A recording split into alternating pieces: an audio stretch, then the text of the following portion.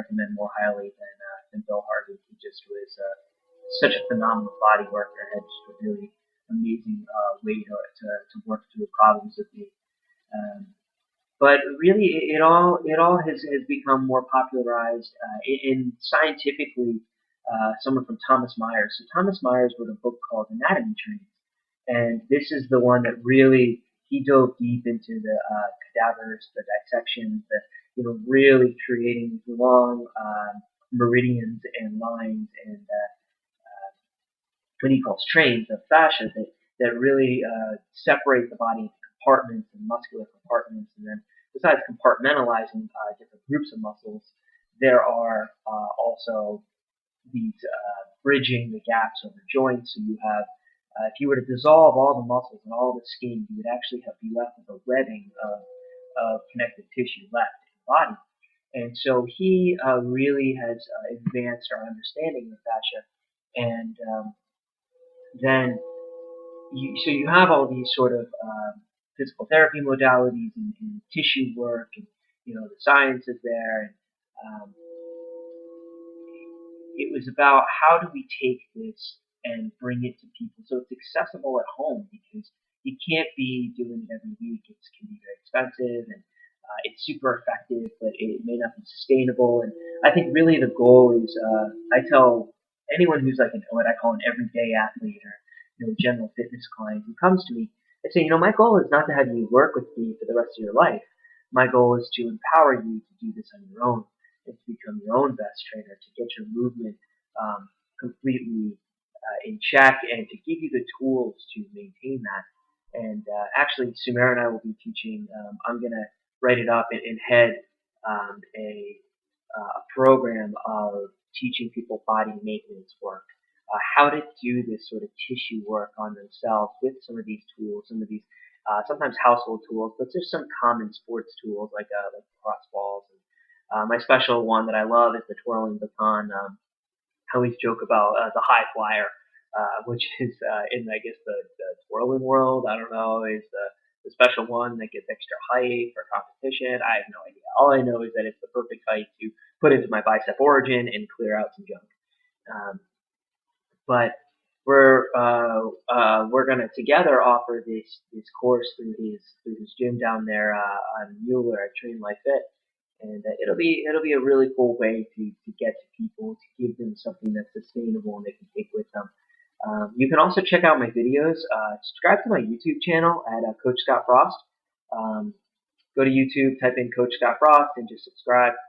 I am constantly just inundated right now. I spend most of my days right now editing and posting videos from. I have so many old videos of myself doing demos, but they were so just crappy quality. I mean, the camera I was using a couple of years ago just sucked. And by the time YouTube switched to high def, it just made it so grainy it wasn't really even worth it. So I've been redoing all that filming with a high definition and using an iPad and the new iPad Air with the Retina display, and it's just coming up beautifully. And I've been putting sort of epic music behind it, like an epic smash, just everything being so epic. And I was really inspired to do that from the hook grip videos. So also, if you're not watching the hook grip videos on YouTube, these are slow motion, high speed, high definition clips of weightlifting, and they're just beautiful. And it's really just something amazing to watch. It's slow motion weightlifting done to these epic scores. And so I've really started getting into this epic score music, and my athletes actually work out to some of that. They just feel like they're in the movie. They feel the mindfulness of becoming better themselves. We do demos of all these different exercises and this different body work that's really short, it's comprehensible. And I have some tutorials up there on how to make some of these special tools, just cheaply at home. So check that out. I hope that helps you. But let's kind of get back to some of the talk on this. So what we do is we're taking these implements, and this practice. I mean, I've been doing this for. I've been probably using some sort of foam roller implement like this for back since maybe 2006 or 7. I went up to New York City to do a PT when I was having some issues. Um, Named Sean Gallagher, and he actually specializes in dancers and is probably the premier dance physical therapist you could possibly go to. Phenomenal. So if you're up in New York City, you're a dancer, check Sean Gallagher out. He's over, I think, close to Broadway. He's right off the theater district, and definitely worth it. But he educated me on all this, these type of self at home tissue work, and had given me I bought balls from him and straps and all this other stuff, and rollers, and had really started working deeply into my tissues. And then the big boom came with CrossFit, and Kelly Starrett being a major force in CrossFit, really put out an amazing book called Becoming a Supple Leopard. Highly recommend, in which he was able to take this and put it in a language, and it's not really that it's the language that's understandable, because it's very understandable, I think, in general, but it's just he made it cool, and so I massively respect him. But it's just taking something that's been around for a while, and finally getting it to a level that's cool, that we all can understand and that everybody can embrace. So he's had a far reach, and I want to take the work that he's done and build upon it and further it. And I really believe in giving credit to those who came, not just before me, but who are working alongside of me, because I really want this to be a community of wellness where we all explore being well and being awesome together, becoming unbreakable, and as I like to tell my athletes, and not being so possessive about knowledge. Knowledge is not yours to own; it's yours to share, and it's not yours to claim. It's yours to give out there, so that other people can take that, build on it, and continue to move the needle forward for us all to be better.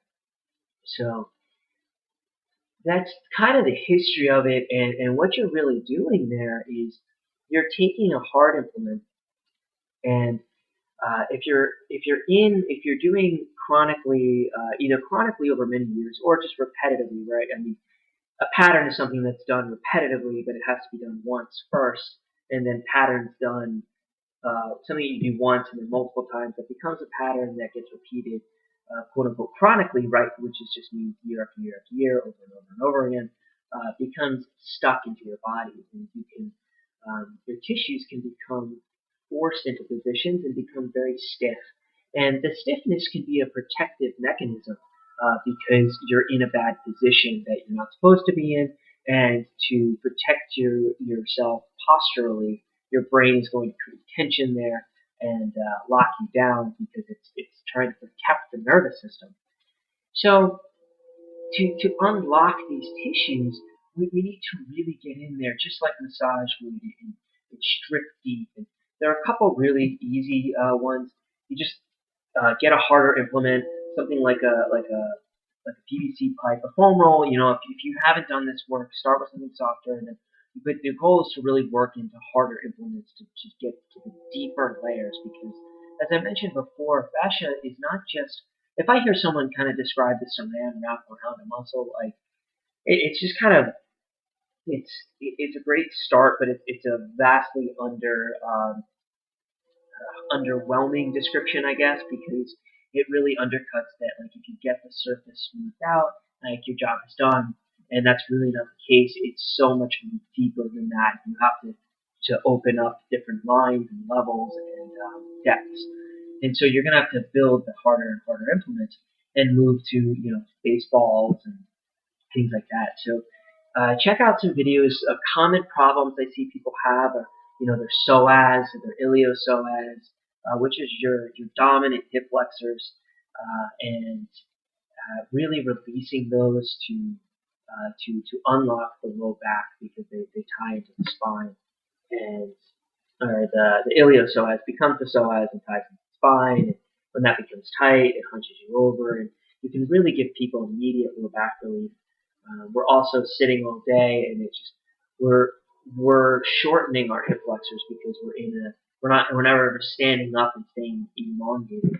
And a shorter hip flexor means it's going to be over tensioned, and it's going to constantly be tense, because it can't express its length. And the nervous system, if one thing is tight, um, or I shouldn't say tight, if one thing's contracting or shortening, it will tell the opposite muscle to relax or to not turn on. So a short hip flexor, the opposite of that is a hamstring. It'll tell that to turn off. And the hamstrings are the shock absorbers of the body. And if you turn off your shock absorbers, you're going to take a lot of damage. So you can do some simple things to profoundly open up your body. But that kind of leads us into another piece of this. And I am forever grateful to one man in particular, and that's a man by the name of Dr. Malcolm Conway. And Dr. Conway is located up in the northeast Pennsylvania region, and he works on some of the top athletes. He worked on Ray Lewis when he was playing, Jerome Bettis, and has worked on just not just high-profile NFL players, but high-profile tennis players. He seems to be working with a lot of that community right now, but track athletes, soccer. I mean, just it runs the gamut. But I was very fortunate in one of those. I was unfortunate enough to be in enough pain to see him, and fortunate enough for him to become a close mentor to me, and for him to take me under his wing and teach me what he knows, and to challenge my thoughts and to lead me in directions and to foster my knowledge. So I just want to on this podcast say thank you to Dr. Conway for being such a huge force for me. And so he taught me what I massively believe in, which is the nervous system being the central of everything. Everything we do is really to get to the heart of the nervous system. And one thing that's not talked about in the tissue world and the smashing world is really the how to use it to manipulate the nervous system. And I kind of touched on it here with the hip flexor example.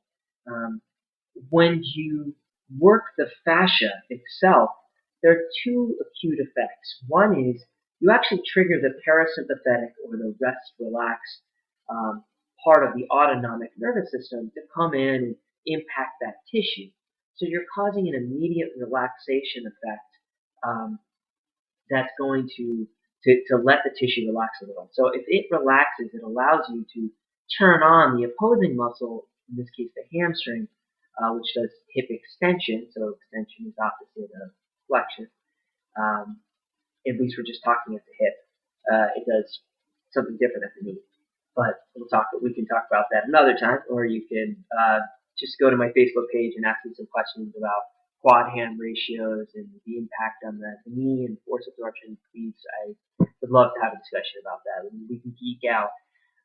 But the nervous system will calm down in that stiff tissue because that it doesn't have to protect it so much if it's a little uh, if it's given some depth to it.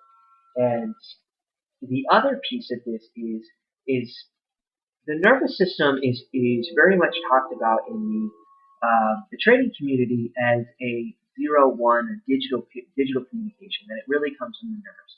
It's on off, but there's really this other system, that secondary background behind it, which you can kind of think of as an analog system. It's an environmental signal, which really stems from some of the just you could kind of say it has its origins in really the studying of in yoga, where they talk about the chakras and energy centers, and really those have a physiologic correlate to the solar plexus and the different nervous system plexuses, which are these collections of cell bodies and of dense nervous system activity. And so there's this current, this resonance of current that exists in these areas that form these centers where there's very high electrical activity. Because really we're all just electrical beings. The chemicals that you're made of, the tissues that you're made of are made of molecules and are made of atoms. And atoms are made of protons, neutrons, and electrons. And electrons, the differences in electrons bind molecules together. So really electrons are this changing of electricity. And so really we're all bound by electricity. And it's an amazing thought to think that we are all in it, living this electrically one life in distance with everything around